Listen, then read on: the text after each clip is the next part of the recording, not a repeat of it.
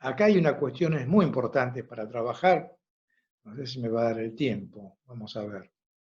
Pero Freud ahí funda el concepto de fantasía, que es la realidad psíquica misma. Entonces, era mentira en el sentido de algo haber acontecido en la realidad, pero era verdad como realidad psíquica, ¿sí? Era otro punto de vista respecto a la verdad. Era verdad en cuanto que ahí había una verdad, pero una verdad desde el punto de vista del psiquismo, de una construcción psíquica, ¿sí? Eh, Freud se va a referir a eso cuando todavía cree en sus histéricas, va a hablar de, y va a construir el concepto de ese traumatismo sexual, la primera experiencia de satisfacción, perdón, me confundí, primera experiencia de satisfacción. Me pasé de texto, me fui al proyecto. La experiencia sexual prematura traumática, ¿sí? Que deja una marca, que deja una huella. Ahora, en un punto, esto es, no es verdad, no es que todas habían sido violadas, pero sí da cuenta de una verdad constitutiva, que es que la verdad, que la sexualidad nos proviene de un otro, ¿sí? La sexualidad, podemos decir, nacemos con órganos, pero la sexualidad como tal proviene de un otro. De un otro de los primeros cuidados, ¿sí? Que sexualiza nuestro organismo, ¿sí? O sea, en ese punto, y lo sexualiza con palabras, ¿sí? O con caricias, o con caricias, sexualiza nuestro cuerpo, ¿sí? Lo erotiza, lo libidiniza, en el mejor de los casos, porque si no ocurre esto, nos da una esquizofrenia. Bien, pero lo que Freud construye ahí primero es esa experiencia sexual prematura traumática que deja una huella, deja una marca, ¿sí? Ahí no es traumático, deja una marca. ¿Qué dice Freud? Dice, porque Freud todavía no tenía postulado en este primer momento la sexualidad infantil, ¿sí? La sexualidad infantil no la tenía postulada, ¿sí? Es recién a partir de construir concepto de fantasía, que puede hablar de la sexualidad infantil, ¿sí? De que los niños tienen una vida sexual intensa. Bueno, hay un filósofo francés que se llama Alain Badiou, en un libro de un seminario que él dio en Francia, que se llama, ha publicado como El Siglo, un libro muy interesante, dice que lo más importante de Freud respecto a la sexualidad no fue decir que los niños tenían sexualidad, porque dice que los padres de la iglesia ya sabían muy bien que los niños tenían sexualidad. Es una crítica a la cuestión fundamentalmente de la Iglesia Católica y la cuestión del abuso infantil.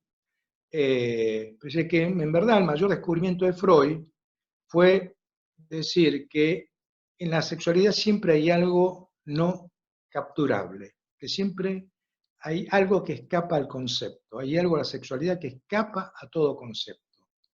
Por eso podemos inventar 10, 20, 30, 40, 50, 60, 100 posiciones sexuadas, ¿sí?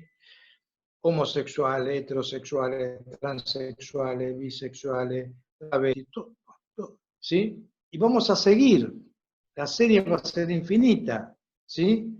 Porque en verdad hay algo en la sexualidad que escapa a la nominación, que escapa al concepto, ¿sí? Hay algo profundamente enigmático e inatrapable, felizmente. Eso es una dicha. Porque si no fuera así, las cosas serían muy tremendas. Ya lo voy a explicar más adelante. Es una muy buena noticia que les doy. Hay algo de la sexualidad que es inatrapable por el concepto, felizmente, que resiste a toda normatividad de cualquier definición, felizmente. Con esta clase les estoy dando una gran y buena noticia para que se pongan felices y contentos y disfruten de esa falta de concepto, ¿sí? Bueno, entonces Freud piensa la sexualidad como se la pensaba en su época. Freud era de la época victoriana.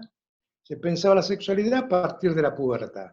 Es cierto que la pubertad implica un empuje de la sexualidad muy fuerte y trae cosas novedosas a la sexualidad. Por ejemplo, en la pubertad pasamos a tener la capacidad de crear, de engendrar un hijo. Tenemos cuestión que no tenemos en la niñez. En la adolescencia nos encontramos con el enigma de la feminidad. O sea que en la niñez todo queda más tomado por la madre. Bueno, hay una serie de cuestiones que sí se modifican con la adolescencia y que marcan problemáticas propias de los adolescentes. Vamos a lo nuestro. Freud ahí concibe la idea de que llegado a la adolescencia, donde se produce algún episodio, ustedes han trabajado, casualmente, se produce algún episodio, un episodio que se conecta, que se trata en última instancia de un representante psíquico que se produce en ese momento, representante psíquico que entra en conexión asociativa con la huella que dejó en la infancia la primera experiencia sexual traumática. Se conectan esos dos representantes psíquicos, el que quedó como marca, como huella de aquella experiencia traumática infantil, con un representante psíquico de algún episodio de la pubertad en adelante. Al conectarse, ¿sí?, va a aparecer la significación sexual, ¿sí? Y una vez que aparece la significación sexual, va a aparecer la operación de la defensa, dice Freud, ¿sí? Va a aparecer la operación de la defensa. Ya la defensa secundaria, ¿sí?, o patológica. Podemos decir, es patológica, pero no en el sentido de padecimiento, es patológica porque funda las estructuras clínicas. Porque según cómo opere la defensa, nos va a dar una neurosis obsesiva, una histeria, una paranoia, ¿sí? En la neurosis obsesiva, el monto de afecto, desprendido de esa conexión que les hablé recién, el monto de afecto pasa de un representante psíquico a otro representante psíquico. Hay un desplazamiento, ¿sí? De ahí la historia en los neuróticos obsesivos de tener siempre los pensamientos cargados, ¿sí? Siempre padecen de estar pensando demasiado, ¿sí? A veces se pasa la vida pensando, bueno, a veces se quedan en la casa pensando en una chica con la cual se tienen que encontrar y se la pasan pensando, pero no se encuentran con la chica, pero piensan en ella. Al otro día le pueden decir, pero estuve todo el tiempo pensando en vos. La chica ni se notició de esto. Bueno, la histeria, el desplazamiento no es de un representante psíquico a otro representante psíquico, sino que es de un representante psíquico al cuerpo, toma el cuerpo, ¿sí?, ese monto de afecto y se produce la conversión histérica, ¿sí? En la paranoia, lo ven en la señora P, que es un caso clínico muy, muy interesante, realmente es el fundamento de la teoría de la psicosis en Freud, y la cual Lacan mismo, él no lo dijo así, pero yo digo, Lacan abreva en eso directamente, porque ese representante psíquico, dice Freud, no es que queda sobrecargado con el monto de afecto, como en la neurosis obsesiva, ni queda tomando el cuerpo como en la histeria, sino que ese representante psíquico queda expulsado de la cadena asociativa, ¿sí? Del sujeto. Queda expulsado, en tanto que queda expulsado, no reprimido, sino expulsado, va a retornar como proveniente del exterior. Este es el fundamento del concepto de Lacan de la forclusión y el retorno de lo forcluido, para que ustedes se lo anoten para cuando cursen psicopatología. Ese fundamento mismo de Lacan de pensar el campo de la psicosis. Como ustedes pueden ver, la señora P, ¿sí? No es que tiene un síntoma conversivo, ni los pensamientos cargados, sino que tiene, ¿sí? Una construcción delirante que es vista, ¿sí? En un determinado momento, que es vista, ¿sí? Ese retorno puede ser mediante una alucinación, puede ser mediante una construcción delirante, un representante psíquico que le proviene como de afuera, de lo que Freud llama ahí encadenamiento de la trama de los representantes psíquicos, pero no es un retorno de lo reprimido como en en las diferentes neurosis. No es retorno de lo reprimido, no está reprimido, está excluido, ¿sí? De la cadena de representantes psíquicos. Bueno,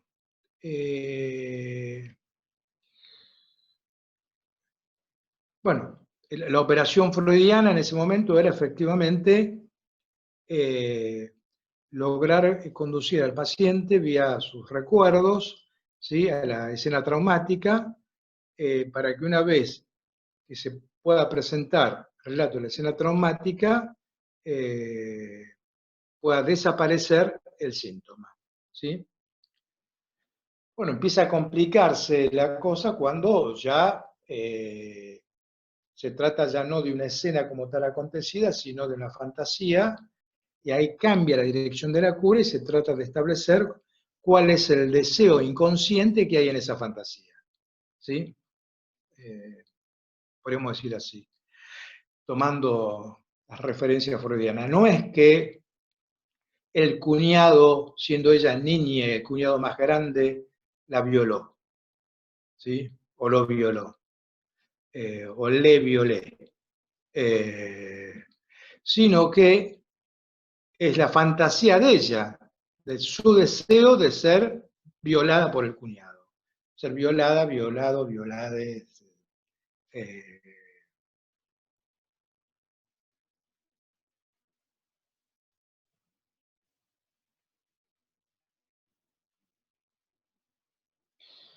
Bueno, acá va a aparecer también, junto con todo este desarrollo, la primera teoría de la angustia. La primera teoría de la angustia es muy importante, porque hay tres teorías de la angustia en Freud. Una aquí, en estos primeros textos, otra en la época de la llamada metapsicología, los textos de la represión, lo inconsciente, y hay una tercera formulación de la cuestión de la angustia, que es en el texto Inhibición, síntoma y angustia. La primera, lo que están trabajando, es bastante cercana a la última, a la tercera, ¿sí? Bastante cercana, y van a ver por qué. En esta primera teoría, fíjense que cuando hablamos de las neurosis, histérica, obsesiva, fóbica, bueno, hablamos de la paranoia, que es en realidad una psicosis. Las neurosis son tres en realidad: obsesiva, histérica, fobia. La paranoia ya es una de las psicosis, hay varias psicosis: esquizofrenia, paranoia, parafrenia, bueno, maníaco-depresiva, etcétera, etcétera.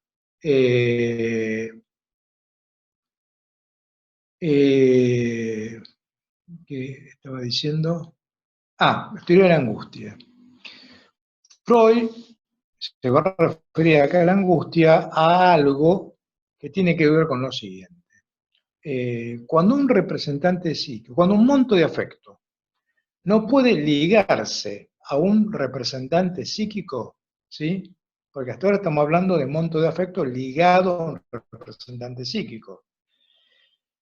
Ese monto de afecto pasa a otro representante psíquico, ese monto de afecto pasa a tomar el cuerpo y una articulación significante, ¿sí? Incluso, bueno, está el representante psíquico excluido para el campo de la paranoia, como lo formula Freud en este momento. Ahora, cuando el monto de afecto, ¿sí? El monto de afecto, concepto muy importante, cuando el monto de afecto, que es un concepto que anticipa un concepto fundamental para el psicoanálisis, va a ser el concepto de pulsión, cuando el monto de afecto, esa carga, esa intensidad, ¿sí? No puede articularse con un representante psíquico, lo que ocurre con el monto de afecto es que se transforma en angustia. Les voy a dar un ejemplo actual. El ataque de pánico, en reducido es eso. ¿Qué quiere decir? Cuando, no sé si a alguno le ocurrió a alguien cercano, el ataque de pánico, un dolor en el pecho terrible, duele el pecho, un dolor, una angustia atroz, poderoso dolor, y no lo puede articular con nada.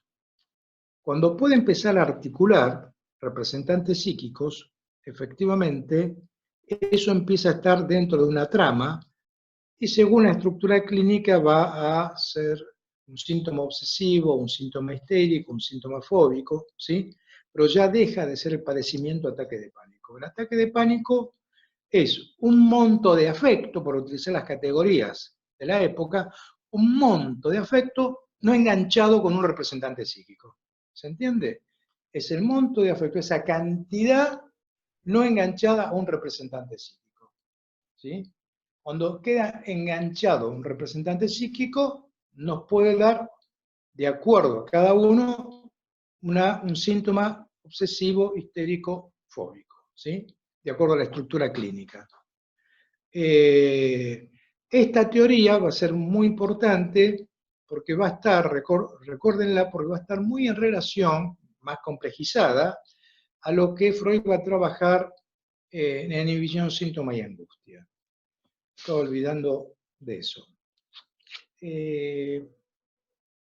No sé cómo estamos con el tiempo. Estamos bien. Santiago Jormastorf me dice que estamos bien. Esperen que miro lo que María de los Ángeles, Córdoba, me pasó. Estuvimos trabajando. Bueno, falta algo que es muy importante que no desarrollé. Y es un concepto también fundamental, como este concepto de angustia, que le dije que va a volver a aparecer después más complejo, pero en la misma línea en inhibición, síntoma y angustia. Acá aparece muy tempranamente un concepto fundamental. Fundamental en la historia del psicoanálisis. Del punta a punta, ¿sí? En Freud, en Lacan, que es el concepto de compulsión. ¿Sí? Ustedes saben que Freud formula en la llamada hipótesis auxiliar algo raro, extraño, pareciera, que va a llamar a fuente independiente de desprendimiento de displacer. Y lo llama hipótesis auxiliar, o sea, es un invento, es un invento.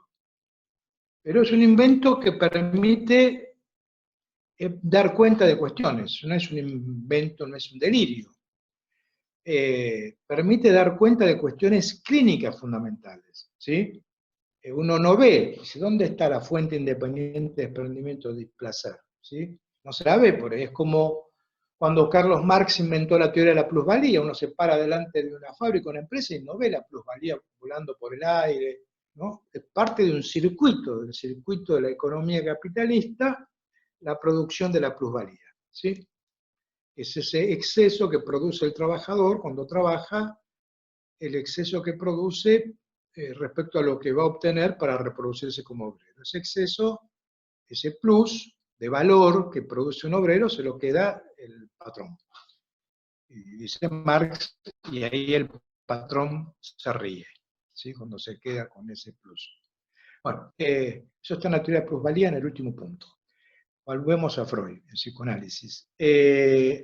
La fuente independiente de experimento de placer también es una idea desde el punto de vista de la economía, pero no de la economía política, como va a tomarlo Lacan. Lacan sí toma el concepto de plusvalía marxista para hablar del plus de goce, que ya lo vamos a ver cuando vea un poco más adelante el concepto de pulsión,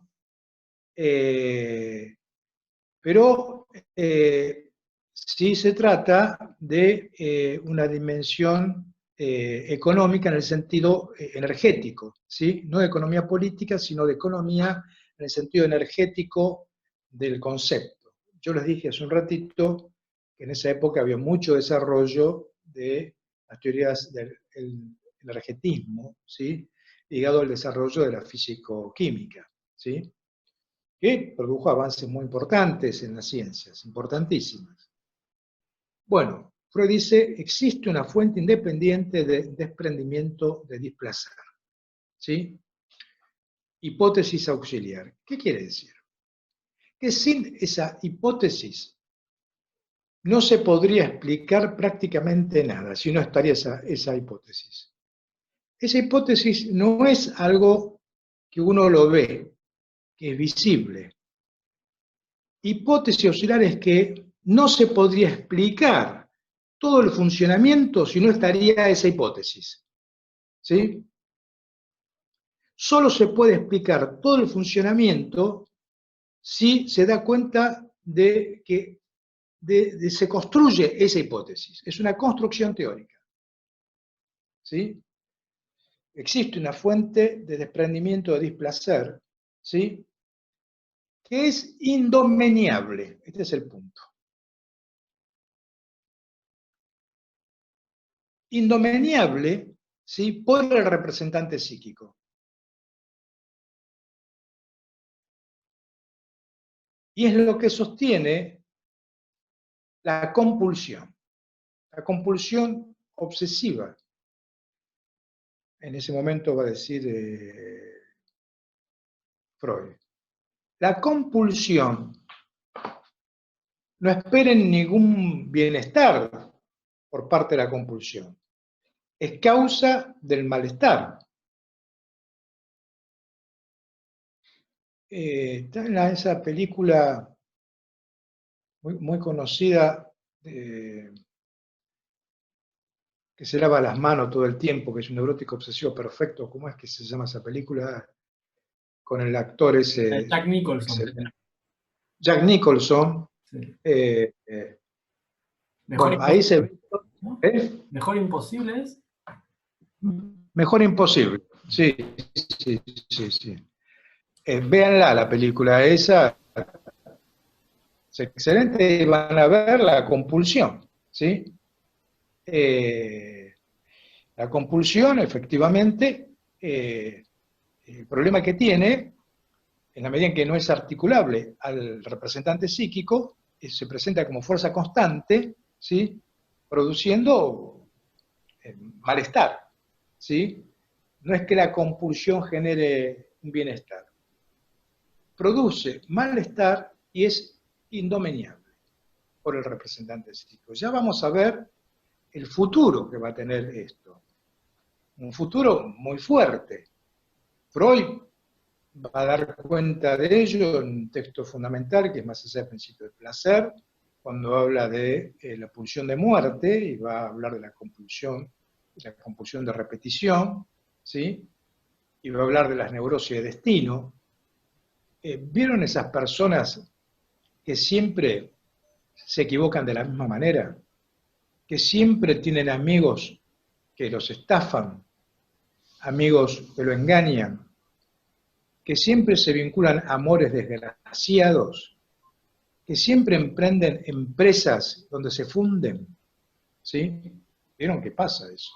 Bueno, eso está sostenido por la compulsión, que puede marcar el destino de una persona. Si esa persona no se analiza, ¿sí? El análisis apuesta a poder hacer algo con esa compulsión, ¿sí?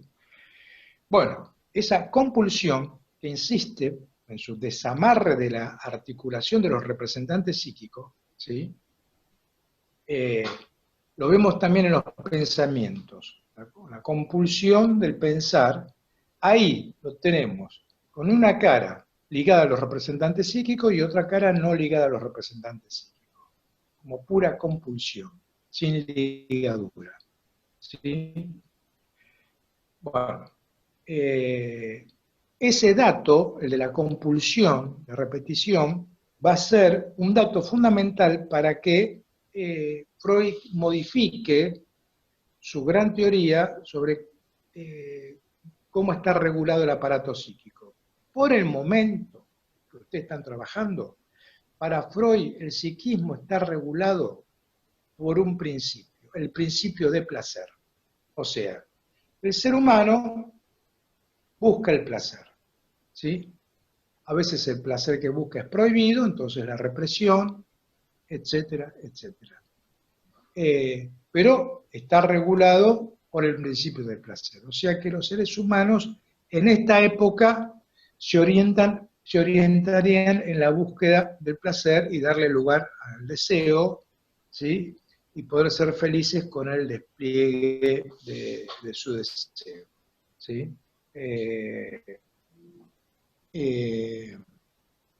Casi es un Freud, el más antiguo que parece posmoderno. Es un chiste.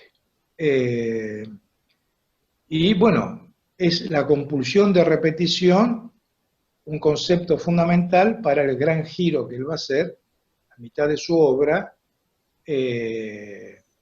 para formular otras cuestiones, reformular lo que viene trabajando, servirse de lo que viene trabajando, pero reformularlo. La compulsión de repetición, como bien lo dice la palabra, es irrefrenable. ¿Sí? Es irrefrenable.